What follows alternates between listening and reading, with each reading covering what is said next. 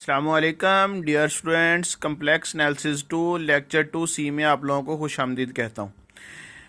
Classification of isolated singularity. Isolated singularity आप पहले से जानते हैं।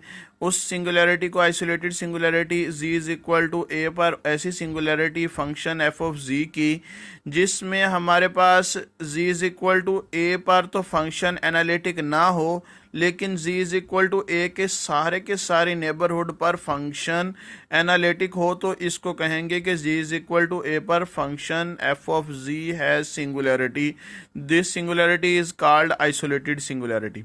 अब आइसोलेटेड सिंगुलैरिटी की आगे क्लासिफिकेशन है जिसमें सबसे पहले रिमूवेबल सिंगुलैरिटी। पहला हिस्सा इसको हम रिमूवेबल सिंगुलैरिटी कहते हैं, दूसरी सिंगुलैरिटी जिसको पोल्स कहते हैं, और तीसरी सिंगुलैरिटी जिसको एसेंशियल आइसोलेटेड सिंगुलैरिटी कहते हैं। अब इन सिंगुलैरिटीज़ को आगे डिस्कस करने के लिए जो चीज़ हम डिस्कस करते हैं उसको हम कहते हैं लॉरेंट एक्सपेंशन या लॉरेंट सीरीज। Laurent expansion. अब लॉरेंट एक्सपेंशन वो होती है, हमारे पास फंक्शन f ऑफ z को हम लिख सकते हैं। f of z is equal to लिखा जा सकता है a0 plus summation n is equal to 1 to infinity an z raise to power n, और इसी तरह से plus bn divided by z raise to power n। तो इस सीरीज को हम कहते हैं कि ये सीरीज लॉरेंट एक्सपेंशन या लॉरेंट सीरीज कहलाती है। यही लॉरेंट सीरीज जो कि दो हिस्सों पर मुश्तमिल होती है, एक पार्ट को इसके एनालिटिक पार्ट कहते हैं और दूसरे पार्ट को प्रिंसिपल पार्ट कहते हैं। तो अब ये आइसोलेटेड सिंगुलैरिटी इसी लॉरेंट सीरीज के ज़रिए से ही एक्सपेंड किया जाता है, इसकी क्लासिफिकेशन को किया जाता है। क्लासिफिकेशन में अगर रिमूवेबल सिंगुलैरिटी है तो इसका मतलब है रिमूवेबल है तो इसका जो हमारे पास प्रिंसिपल पार्ट है वो है ही नहीं। अब देखते हैं इसमें सबसे पहले एनालिटिक पार्ट। इसमें एनालिटिक पार्ट ये होता है a0 plus a1 z raise to power 1 plus a2 z raise to power 2 plus so on. ये पार्ट एनालिटिक पार्ट कहलाता है। अब इसमें दूसरा पार्ट जो होता है जिसको प्रिंसिपल पार्ट कहते हैं।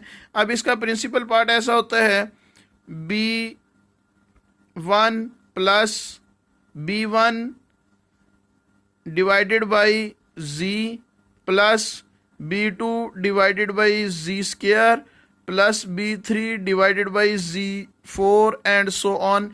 इस पार्ट को हम प्रिंसिपल पार्ट कहते हैं इसी का। अब ये इस पार्ट के ऊपर, इसी हिस्से के ऊपर इन्हिसार करता है ये पूरे के पूरी आइसोलेटेड सिंगुलैरिटी।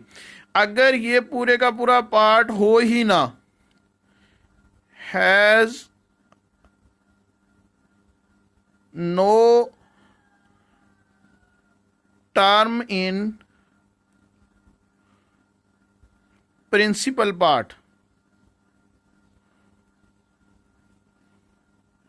अगर प्रिंसिपल पार्ट में कोई टर्म भी ना हो तो उस सिंगुलैरिटी को हम कहते हैं रिमूवेबल सिंगुलैरिटी। अब इसके बाद अगर इसी तरह से अगर हमारे पास फाइनाइट नंबर ऑफ टर्म्स हों, finite number of terms in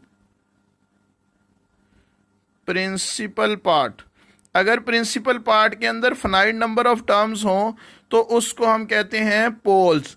और एसेंशियली या एसेंशियल आइसोलेटेड सिंगुलैरिटी वो होती है जिसमें इनफाइनाइट नंबर ऑफ टर्म्स हों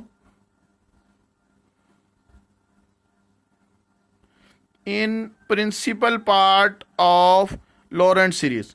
लॉरेंट सीरीज के प्रिंसिपल पार्ट में अगर इनफाइनाइट नंबर ऑफ टर्म्स हैं तो इसको हम कहते हैं एसेंशियल आइसोलेटेड सिंगुलैरिटी। तो इसकी सबसे पहले एग्जांपल देखता हूं।